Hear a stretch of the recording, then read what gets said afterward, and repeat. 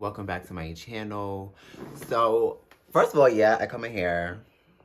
I did, you guys. I needed something new. New year, new look, new vibe, new everything. So, I know it's been a minute. I know of course, New Year's, after that, it's a whole lot going on personally and stuff like that. So really I was not even trying to like get back into YouTube until I felt like I was in a good space, to be real with you guys, because it is like a lot going on, behind the scenes. Don't mind me if I, don't have like the energy right now, because earlier today I was like super pumped and super hyped up because the news that I've heard.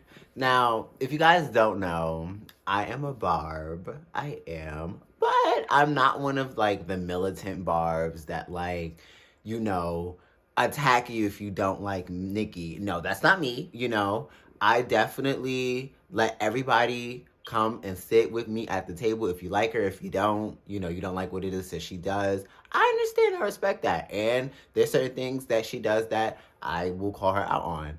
But I am loving and supportive Barb, you feel me? And yeah, I just wanted to get that out the way.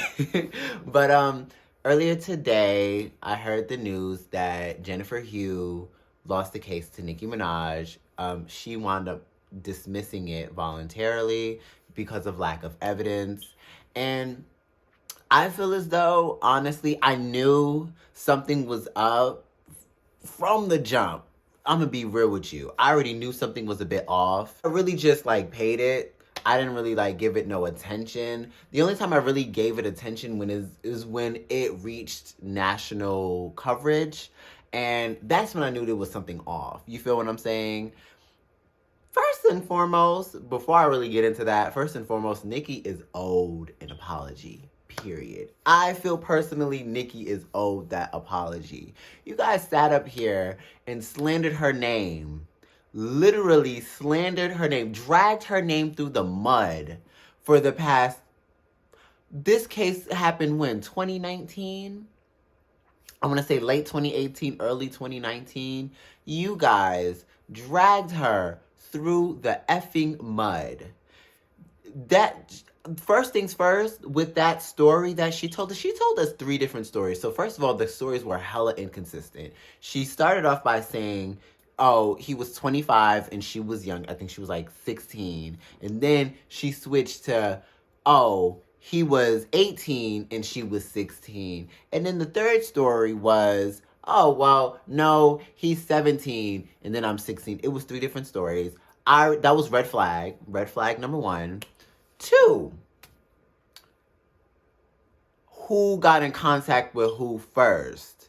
Apparently, Nicki got in contact with you, wanted to know, what was going on between you and her, you and her husband. She offered to fly you out. She offered to talk to you and your family and offered you money. You said no. You took it to social media. You dragged it out. Then when you had people interview you, you switched the story and said, oh, no, Nicki never came to you. Black, her publicist, did. And he offered you the money. And you said no. So she offered you $20K. Then you decided to sue her for 20 mil. But I thought this wasn't about money. Didn't you say it wasn't about money? Miss Jenny with no penny, you said it wasn't about money. But then you want to go ahead and sue her. Talking about, oh, harassment. They were bullying you. They were stiff-arming you. And of course the general public ate it. Because guess what? Nicki has always been painted in a negative light. And I found it also very interesting that the media didn't pick up on this story until Nicki said something about the vaccine. When she said she was questioning about getting it or not, that's when the media went on ahead and reattacked Nicki Minaj again.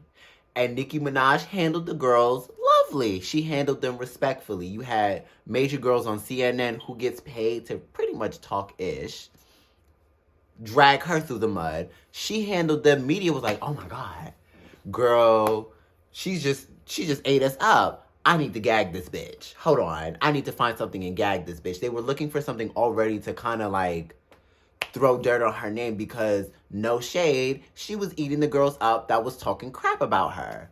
She ate up Miss Joy Reid, and then she really could have laid into Don Lemon the way she wanted to. She could have been hella homophobic with the comment that he said, talking about, oh, well, girls put things in their butt. Well, sis, would you be putting up your butt? You know what you like to put up your butt. She could have said that and been petty, but see, she'd have got the backlash from the LGBTQ community. We don't need any more backlash because Nicki has always had some form of backlash. But she paid it. But she said something, respectful. So then they decided to dig up this old thing from 2019, which was already bubbling between I would say, oh my gosh. I hate when I get stuck, tongue-tied. But smaller media outlets were already covering the story late 2018, early 2019. They've been covering it, honestly, for about a good 3 years.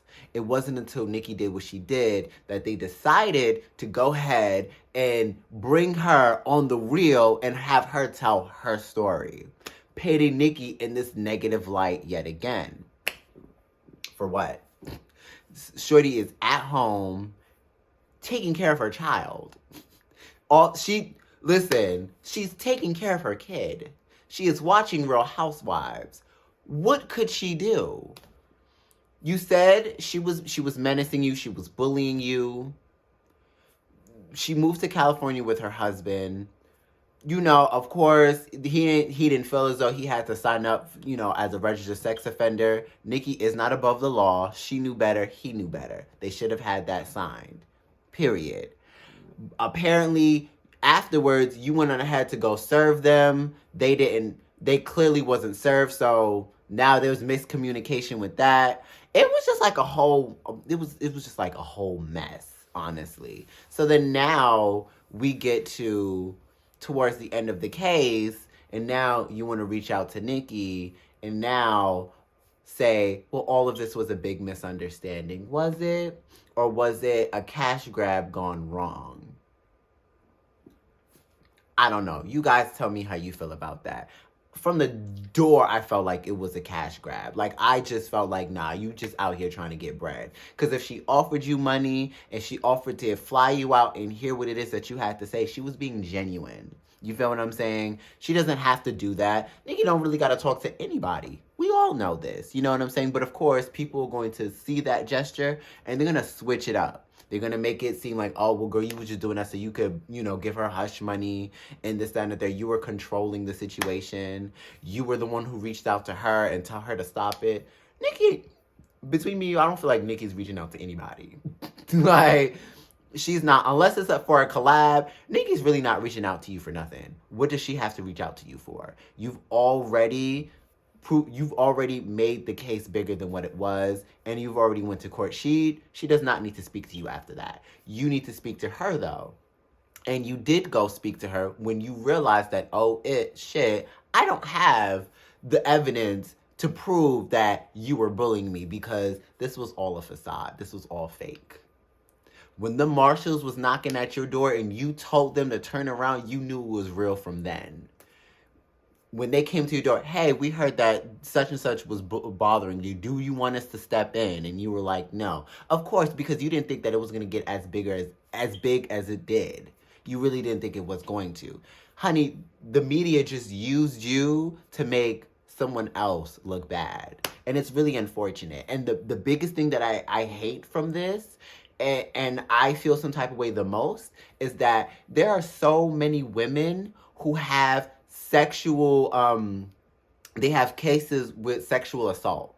Sexual assault cases run amok in the United States and they go unanswered. Women are scared to go to court and tell people that, hey, this man touched me, because that man either has power or he has influence or he has the money to make it go away. And you just made it that much harder for women now to come out and tell their truth and tell them what really happened, because you wanted to sit up here and be greedy, Jenny with no penny, sit up here and be greedy and take somebody's money. That's what you wanted to do. And when Nicki gagged you and say, whatever my husband did is his responsibility, you need to go to him for that money, you were upset. And that's when you rescinded your case and you wound up having it dismissed. Shame on you, Jenny.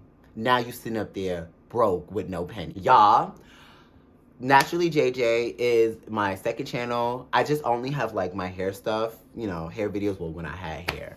But that's going to be my fitness and beauty channel. So this is going to be like a whole lifestyle channel, like what I do to lose weight, to stay fit. I am low-key, high-key a health enthusiast, a fitness enthusiast, and I like skincare and beauty. You might see a little fashion here or there. So go check out that channel. I will be posting videos tomorrow for my workout. I'm getting back into the gym. This cold, y'all, I hate the cold, and I ain't gonna hold you. Every time when I step out and I feel that brisk air, I bring my ass right back in the house. But today, for you guys, I'm gonna be doing it because it's something that I'm passionate about and I feel like you guys will enjoy.